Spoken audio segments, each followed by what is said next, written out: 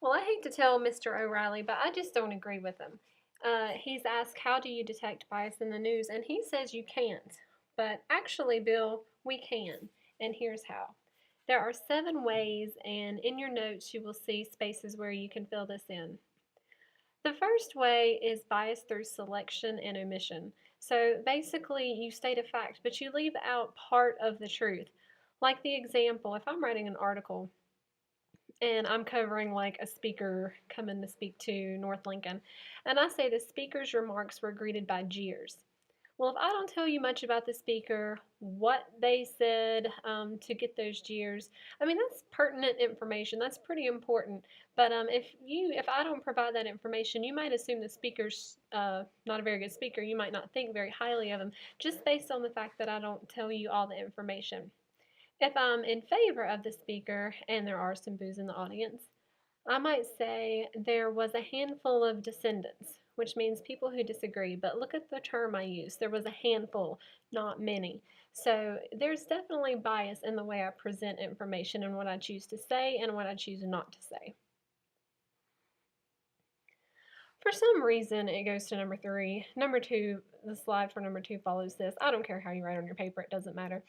But another way to detect bias is by headline, without even having to read any of the article. If I'm doing a story, if I'm the author of an article on gay marriage in California, if I choose to make my headline, Gay Marriage Ban Flouted in California, pay close attention to the verb I chose to use, flouted. That to me has a negative connotation. It means like flaunted around. It just sounds not very good. However, I could choose to put the title as San Francisco opens marriage to gay couples. Look at the verb there, opens marriage. That's like open minded. That has more of a positive connotation. And just by reading the headlines, you can gain a sense of what the author thinks about the issue they're writing about. Here's number 2, bias through placement. And this is interesting. A lot of times we, and even I, forget about this type of bias. But typically, most people know that newspapers have the most important story on the front cover. And on the front page, if you make front page news, that's pretty important. And some of the more insignificant or insignificant stories are found in the back. But what you might not know is that a story, one article, is also organized in a biased sort of way. Most stories are written in an inverted pyramid, beginning with what is considered the most newsworthy facts, followed by important details, and then background information. So, for example, if I'm writing an article on mental illness, and if it says the article is about the number of sufferers of mental illness in prison, I might start with the most newsworthy facts. But I might wait until the 4th paragraph down to note that sufferers of mental illness are no more likely to be violent than anyone else. And that might be the beef of the article, but if someone, the typical person, is just reading this article, they might skim the first couple paragraphs, skim the rest, and then look at the conclusion. And you do miss a lot of information when you do that. So readers will only read part of the story, and they might walk away with a very inaccurate view of mental illness.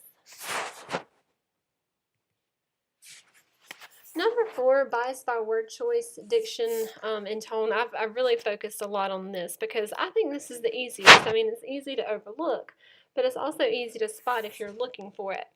A lot of times the words that we choose to use inspire or create the tone of the article. So let's just say I'm writing an article about the soccer game. And sorry, North Lincoln, but you happen to lose. If my headliner, if I say in the article, North Lincoln suffered a loss, there's 2 negative words here. Suffered, which has a negative connotation, and lost.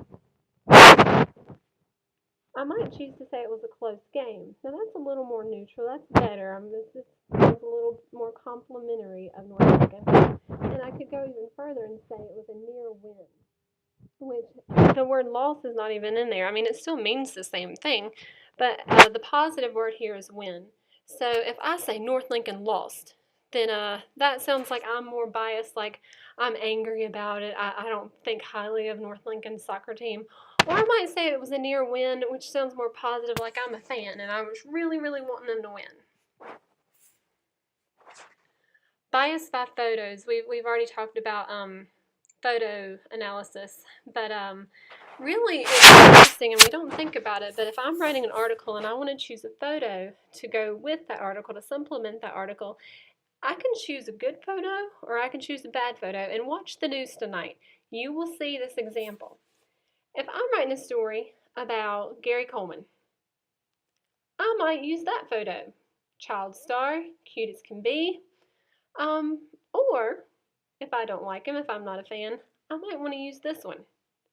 Either way, it's the same article, it's the same guy. However I feel about him will come through by the photo that I choose. Number 6, bias through the use of names and titles. Now, we just read right over this too, but stop and think about it. If an article is giving a quote by someone, if interviewing an eyewitness or something, often they'll put the title, whether it's their job, who they are, and you might ask, well, why is that even important? Well, it's important because you can determine if someone's credible or not credible. Excuse me. News media often uses labels and titles to describe people, places, and events. Someone might be called an ex-con, or be referred to someone who was served time 20 years ago for a minor offense. Either way, they still serve jail time, but how I phrase it, the titles I choose to use, does have an impact on bias. This next bullet, if it'll ever come up, describes Nelson Mandela. I've seen articles where he was described as a terrorist because he did go to prison for an act of terrorism. Or you can say he's a freedom fighter, fighting for those who are weaker, fighting for human rights. However I phrase it determines bias. And then finally, bias through statistics and crowd counts. And this kind of goes back to what's left unsaid. To make a disaster seem more spectacular and therefore more newsworthy, numbers can be inflated. So let's look at these two statements. More than 900 people attended the event. More than 900 people. And I got an exclamation point at the end. That sounds like a whole bunch of people. So let's just say 950 people actually attended the event. I could say fewer than 1,000 people showed up at the event. It's the same amount of people. It just depends on the word choices I use. And it really, really does have an effect. Oops, sorry, there's 8. I thought there were 7, but there's 8.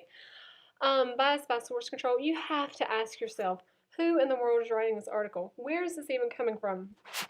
High school students, I hate to say it, and adults are just as guilty, especially with like Facebook and Twitter. You can just start any rumor. But you have to ask yourself, who in the world came up with this story? Last year I had a composition class, and all my students came in and said they read on Twitter that Jerry Springer died. And I was like, he did not die. I watched the news this morning. Nothing happened. And we had a serious debate about it, and I actually Googled, did Jerry Springer die? And I found this article. I took this picture last year on my cell phone at my computer sitting at North Lincoln. And it's this whole article, local team News 9. It just sounds official. And all the students were like, yeah, Miss Fear, you were wrong. Turns out I wasn't wrong. This was just some bogus website. Not really sure what the point was. Every now and then you'll hear a rumor about a celebrity dying, and it's just not true. But you just have to always consider where the news item comes from. Was the information supplied by a reporter, an eyewitness, a police or fire official? And even then, are they credible? You just don't know. So, you do have homework for tonight. I'm not sure if Miss Bryson's going to give you time in class to work on it, but what you're going to do is, I'll explain it more in detail in a minute, but Miss Bryson's going to give you an additional handout. This is your homework. She's also going to give you an upfront magazine. All you're going to do is read one article. You're going to analyze the cover of the magazine, turn to page 12, analyze the photos used, and then read the actual article. And using your notes from today, you're going to complete the handout. You have to be prepared to discuss tomorrow. But let's take a look at this homework even more.